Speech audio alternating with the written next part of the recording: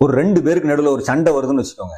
அப்போ ஆக்ரோஷமா ஒருத்தர் சொல்லுவாரு, நான் எவ்வளவு பெரிய ஆளுன்னு உனக்கு தெரியுமா, என்னுடைய பேக்ரவுண்டு தெரியுமா, இப்படி தன்னை பற்றி மிக அருமையாக அற்புதமாக பேசுவார் இல்லையா? உண்மையில் நான் யார்? இதுதான் நம்மளுடைய கொஸ்டின். நான் என்பது எனது உடல், எனது மனம், எனது உயிர், இந்த மூன்றும் கலந்த கலவைதான் நான். நான்கிறது அவ்வளவுதான், வேற ஒண்ணுமே கிடையாது. இதை புரிஞ்சுக்கிட்டீங்க அப்படின்னா உங்களுடைய வாழ்க்கை ரொம்ப ரொம்ப ரொம்ப ரொம்ப மகிழ்ச்சியா அற்புதமா இருக்கும். இவ்வளவுதான். இந்த உலகத்துல நம்ம எதுக்கு வந்திருக்கோம் அப்படின்னு கேட்டீங்கன்னா, இறைவன் இந்த உடலில் அவருடைய உயிரை கொடுத்து அனுப்பியிருக்கிறார்.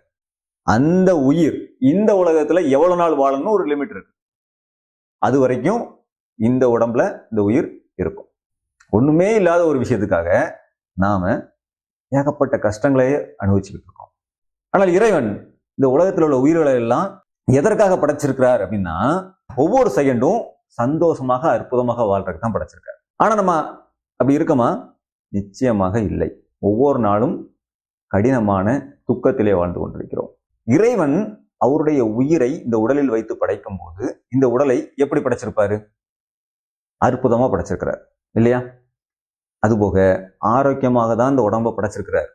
ஆனால் நம்ம நோய் நோய் நோய் அப்படிங்கிற ஒரு சூழ்நிலையிலே நம்ம வாழ்ந்துகிட்டு இருக்கோம்.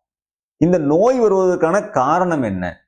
ஆரோக்கியமாக இறைவன் படைத்த இந்த உடலில் நோய் வருவதற்கான காரணம் என்ன? இப்போ இதுக்கு ஒரு சூழ்நிலையை உதாரணமா சொல்றேன். எனக்கு வாழ்நாள் ஃபுல்லா இதுதான் இடம் அப்படின்னு சொல்லிட்டு ஒரு இடத்துல ஒதுக்கி வச்சிருக்காங்க. அந்த இடத்துல ஆக்சிஜன் சுத்தமா இல்லை. இப்ப நான் உயிர் வாழணும். உயிர் வாழ்றதுக்கு முக்கியமான தேவை ஆக்சிஜன். ஸோ ஆனா அந்த இடத்துல இல்லை. இப்ப நான் என்ன செய்யணும் அப்படின்னா, இந்த ஆக்சிஜன் தேவைக்காக நான் ஒரு ஆக்சிஜன் உற்பத்தி பண்ணக்கூடிய ஒரு இயந்திரத்தை வாங்குறேன். சரியா? அடுத்து இந்த ஆக்சிஜன் உற்பத்தி பண்ணணும்ல, அந்த கருவி இயங்கக்கூடிய ஆற்றல் ஒன்று வேணும். அதுக்கு என்ன வேணும்? மின்சாரம் தேவை. அந்த மின்சாரத்துக்காக மின்சாரம் உற்பத்தி பண்ணக்கூடிய ஒரு இன்ஜினை வாங்குறேன். இன்ஜின் தொடர்ந்து ஓடிக்கிட்டே இருந்தா மட்டும்தான் எனக்கு மின்சாரம் கிடைக்கும். அந்த மின்சாரம் கிடைத்தால் மட்டுமே எனக்கு ஆக்சிஜன் கருவி வேலை செய்யும். ஆக்சிஜன் கருவி வேலை செய்தால் மட்டுமே என்னால் உயிர் வாழ முடியும். இதுதான் சூழ்நிலை. முக்கியமா இந்த இடத்துல நான் எதுல கவனம் செலுத்துவேன்? 2 கருவியில கவனம் செலுத்துவேன். ஒன்று மின்சாரம் தயாரிக்கிறது, இன்னொன்று ஆக்சிஜன் தயார் பண்றது. இந்த 2 தான் எனக்கு ரொம்ப முக்கியமானது. முக்கியமா என்ன இருக்கும்? அந்த மின்சாரம் தயாரிக்க பண்ணக்கூடிய இன்ஜின் தெளிவா ஓடுதா அப்படிங்கிறதுல ரொம்ப கவனமா இருப்பேன். சரியா? அப்போ அந்த இதுக்கு நான் என்னெல்லாம் பண்ணுவேன் அப்படின்னா, அதுக்கு என்ன செய்யணும்? டீசல் போடணும். டீசல் போட்டால் தானே அது ஓடும். இந்த டீசலை நான் தரமுள்ளதா போடுவேனா, தரம் குறைஞ்சதா போடுவேனா? தரம் குறைஞ்சதா கண்டிப்பா போட மாட்டேன். ஏன் அப்படின்னா, தரம் குறைஞ்ச ஒரு டீசலை நான் அதில் போட்டேன் அப்படின்னா அந்த இன்ஜின் என்ன செஞ்சிரும்? ஓடாம நின்றுரும். அப்ப நான் என்ன செய்ய மாட்டேன்? தரம் இல்லாத ஒரு டீசலை நான் போட மாட்டேன். விலை கூட இருந்தாலும் பரவாயில்லை, எனக்கு தரமான ஒரு டீசலை வாங்கி தான் நான் போடுவேன். தரமான டீசலை நான் போடுறதுனால அந்த இன்ஜின் ரொம்ப அற்புதமா ஓடும் இல்லையா? மழையில நனையாம, வெயில் படாம ரொம்ப பத்திரமா என்ன செய்வேன்? பாதுகாத்து வைப்பேன்.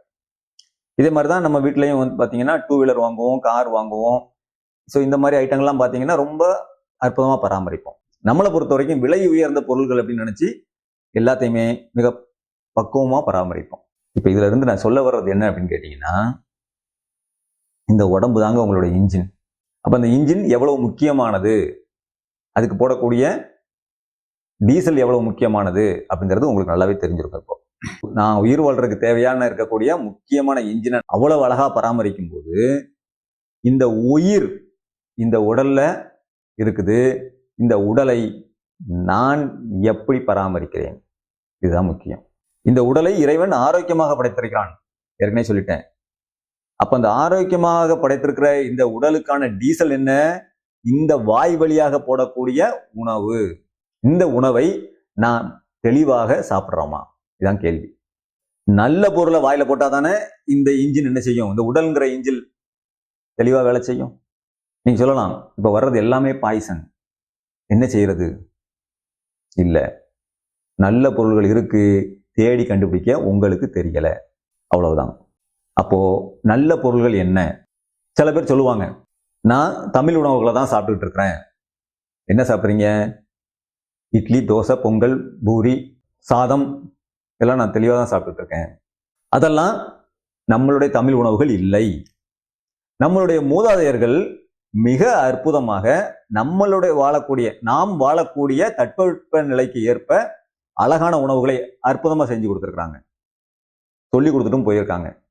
ஆனா நம்ம தான் பெரியவங்க சொல்றதை கேட்கறதே இல்லையே. இன்னைக்கும் நம்ம அதான் செஞ்சுக்கிட்டு இருக்கோம். பெரியவங்க சொல்றதை நம்ம கேட்கவே மாட்டோம். ஆனா அவங்கள்ட்ட ஒரு அனுபவம் இருக்குது. இந்த அனுபவத்தை நம்ம எடுத்துக்கிறதே இல்லை.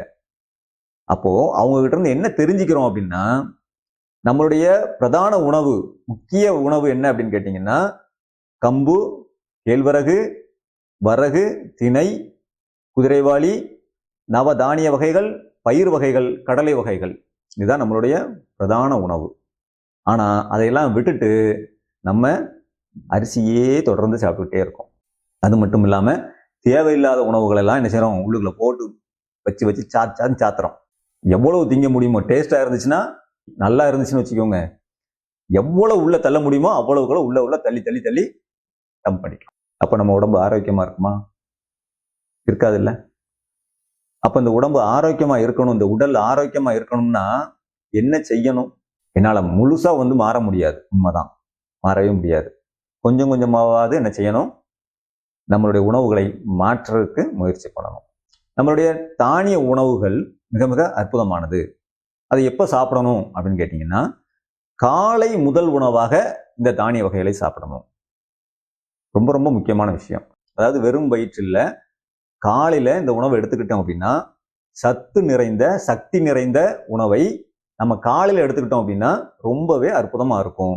அன்று முழுவதும் இயங்கக்கூடிய சக்தியை நம் காலையிலேயே எடுத்துக்கிட்டோம் அப்படின்னா மிக அற்புதமாக இருக்கும். இந்த தானியங்களை முளை கட்டி சாப்பிட்டோம் அப்படின்னா இந்த சத்து இன்னும் உயிரோட்டமாக, சக்தி மிகுந்ததாக இருக்கும். இது ஏற்கனவே அறிவியல் பூர்வமாக நிரூபிக்கப்பட்ட ஒன்று. இப்படி எனக்கான உணவை நான் தயார் பண்ணேன். காலையில என்னுடைய முதல் சாப்பாடு முளை கட்டிய தானிய வகைகளை சாப்பிட ஆரம்பிச்சேன். இதை ஒவ்வொரு நாளும் ஒவ்வொரு விதமான உணவுகளை சாப்பிட ஆரம்பிச்சேன். என்னுடைய நண்பர்கள்ட்ட சொன்னேன், இப்படிப்பட்ட ஒரு அற்புதமான ஒரு உணவை நான் சாப்பிட்டுட்டு இருக்கேன் அப்படின்னு. எங்களுக்கும் அந்த உணவு எங்களுக்கு வேணும் அப்படின்னு சொன்னதுனால இப்போ அவர்களுடைய வீடுகளில் கொண்டு போய் என்ன செய்றேன், காலையில கொண்டு போய் கொடுக்குறேன். காலை முதல் உணவாக அவங்க எடுத்துக்கிட்டு இருக்காங்க. கடந்த 1 மாத காலமாக எடுத்துக்கிட்டு இருக்காங்க. ரொம்ப அற்புதமா இருக்குன்னு சொல்றாங்க. இந்த உணவை நீங்களும் வீட்டில் வச்சு அழகா அற்புதமா செய்ய முடியும். 2 நாளைக்கு முன்னாடியே தானியங்களை ஊற வச்சு அதை முளை கட்டி நீங்க சாப்பிட்டீங்க அப்படின்னா ரொம்ப ரொம்ப ரொம்ப ரொம்ப நல்லது. முக்கியமாக 15 வயது வரை குழந்தைகளுக்கு இந்த உணவுகளை கொடுங்கள். 15 வயசு வரைக்கும் குழந்தைகளுக்கு இந்த உணவுகளை நீங்க கொடுத்துட்டீங்க அப்படின்னா அந்த குழந்தை 100 வயது வரைக்கும் ஆரோக்கியமாக இருக்கும். இந்த உணவை பின்பற்றுறதுங்கிறது ரொம்ப ரொம்பவே கஷ்டமான ஒரு காரியம். இருந்தாலும் முயற்சி பண்ணுங்க. தினம் உணவு தேவை அப்படின்னா தினம் தர்றோம். இல்லை எனக்கு ஒரு நாள் விட்டு ஒரு நாள் கொடுங்க அப்படின்னு சொன்னா ஒரு நாள் விட்டு ஒரு நாள் தரோம். முடிஞ்ச அளவுக்கு நீங்க வீட்டில் செய்யறதுக்கு முயற்சி பண்ணுங்க. அப்படி முடியலை அப்படின்னா எங்ககிட்ட நீங்க ஆர்டர் பண்ணி வாங்கிக்கலாம். இந்த உணவை காலையில 9 மணிக்குள்ள உங்க வீட்டுக்கு டெலிவரி செய்யறோம். உங்களுக்கு தேவை அப்படின்னா கீழே டிஸ்கிரிப்ஷன்ல ஒரு லிங்க் கொடுத்துருக்குறேன். அந்த லிங்கை கிளிக் பண்ணுங்க. கிளிக் பண்ணி உங்களுடைய டீட்டெயில்ஸ் எல்லாமே ஃபில் பண்ணிடுங்க. நாங்க உங்களை தொடர்பு கொண்டு பேசுறோம். அதுக்கப்புறம் உங்களுக்கு நாங்கள் டெலிவரி கொடுக்குறோம். நான் உங்களுக்கு சொன்ன தகவல் உங்களுக்கு பிடிச்சிருந்துச்சு அப்படின்னா, இது போன்ற நிறைய தகவல் உங்களுக்கு இன்னும் தேவைப்படுது அப்படின்னா சப்ஸ்கிரைப் பண்ணிக்கோங்க. பக்கத்தில் இருக்கிற பெல் பட்டனையும் ப்ரெஸ் பண்ணிடுங்க. இந்த வீடியோ உங்களுக்கு ரொம்ப பிடிச்சிருந்துச்சு, இது உங்களுடைய வாழ்க்கையில ஒரு சின்ன மாற்றத்தை ஏற்படுத்தும் அப்படின்னு நீங்க நினைச்சீங்க அப்படின்னா, நீங்கள் மட்டும் மாறக்கூடாது, இந்த உலகத்தில் உள்ள நம்மை சுற்றி இருக்கக்கூடிய நண்பர்களும் உறவினர்களும் நிச்சயமாக மாற வேண்டும். எல்லோரும் ஆரோக்கியமாக இருக்க வேண்டும் என்பதற்காகவே இதை நான் செஞ்சுக்கிட்டு இருக்கிறேன். இந்த வீடியோவை உங்களுடைய உற்றார் உறவினர்களுக்கும் நண்பர்களுக்கும் அனுப்பி அனைவரும் ஆரோக்கியமாக இருக்க உதவி செய்யுங்கள். நல்ல உணவுகளை எடுத்துக்கொள்வோம். என்றும் ஆரோக்கியமாக, ஆனந்தமாக, அற்புதமாக வாழ்வோம்.